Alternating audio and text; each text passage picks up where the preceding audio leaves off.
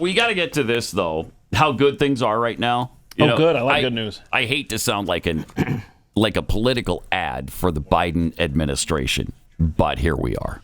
Okay. I thought you might have noticed lately how good the economy is. Bidenomics. Bidenomics taking off. Bidenomics. Yes. So, for instance, here's one of the examples that I would cite. The 2021 rate for 30-year fixed interest rates on your home. Okay. They were 2.96%. Back in 2021. A little bit under 3%.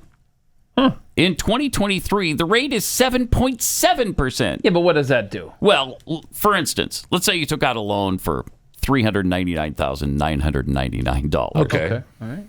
The total cost of that loan back in 2021 would have been $604,180. That's a difference of $204,000. Okay.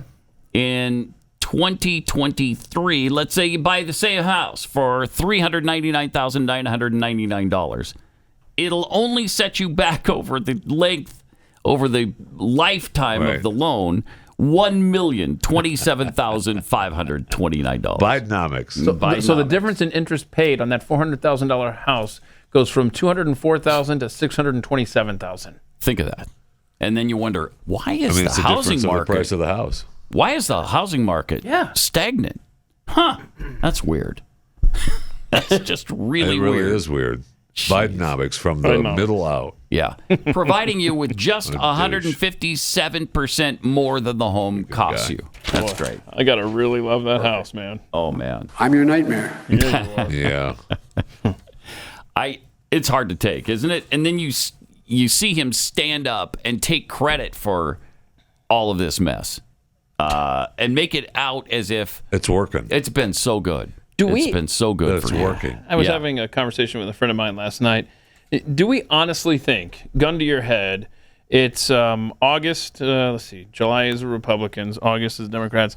August of 2024 at the Democrat convention, we honestly think that Joe Biden's going to walk out of there as the nominee for the Democrats? I hope not. I've been seeing a lot more headlines like, who will replace Joe Biden if he drops out of the race? Right. There's a lot of people expecting him to do that. I just think he's too egomaniacal, and so is Jill. As long as they keep doctoring him up, and he's able to, fast arm out the door. He'll show up. That's another thing I meant to bring to the table, and that I forgot. But there's a thing going around about Biden with a detached earlobe. And one where it's that's attached. been going around. Like, there's multiple Bidens.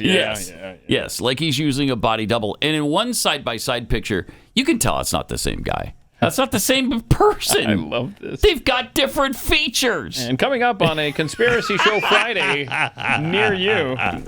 Is Joe Biden dead? And has he been for a long time, so they're using other people now? Right, well. Did you see the movie? I can't believe people think the QAnon guy is still alive. I can't believe the QAnon guy is still alive. It's crazy. It's just crazy. We've got multiple Joe Bidens out there. Well, of course. It's amazing. Everybody knows that, Jeffy. Multiple Joe Bidens out there. One of them can do number. Oh, no. Actually, none of them can do numbers. Right. But now this is the point my friend made last night about, and this is Paul, who we've shared texts in the past where he's mocked Democrats that reach out for, like, can I count on your vote? No. So he just said that this cocaine thing, he said this won't happen, but I'd really like to see this all come back on old Hunter. The plea deal would have to fall apart, right, with the cocaine. It's part of the probation, right? He'd be violating the terms of parole at that point. In that unlikely case, maybe you'd see some actual discovery, and then the whole presidency would implode. But he said that's not going to happen. No, but it's not it's nice to think that. But it's going to be interesting to see where this cocaine thing goes, because I'm surprised the press is not letting this go. And it's rare that you can say that about something with the press and a Democrat president. Because they're trying to make it into it could be the press's. Right? I mean, they keep changing where it is. It always comes back to that. If it affects them. It's doorways that they go in a lot. It's a heavily trafficked area, and they're trying to turn it around that, it could be them. When there's that's a great point. Whenever there's something that could indict the press for fill in the blank, that's when they're motivated to actually do some journalism. Right. No, you know what? It's not us. I don't know. I mean, it's just, I just find it incredible that we're supposed to believe that we don't know who the cocaine belonged to. I mean, my gosh, do I care that they're railing at hunters bringing in rails for some event at the White House? I would too if I had to look at Jill and Joe.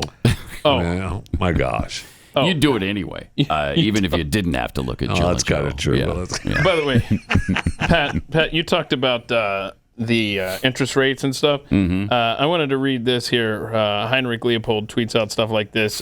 Massive increase of U.S. debt by $868 billion in June alone to $32.332 trillion. This is the second highest monthly debt increase since April 2020. Gee, what were we doing then? Spending like drunken sailors during COVID. And will likely lead to a shock increase of long-term rates.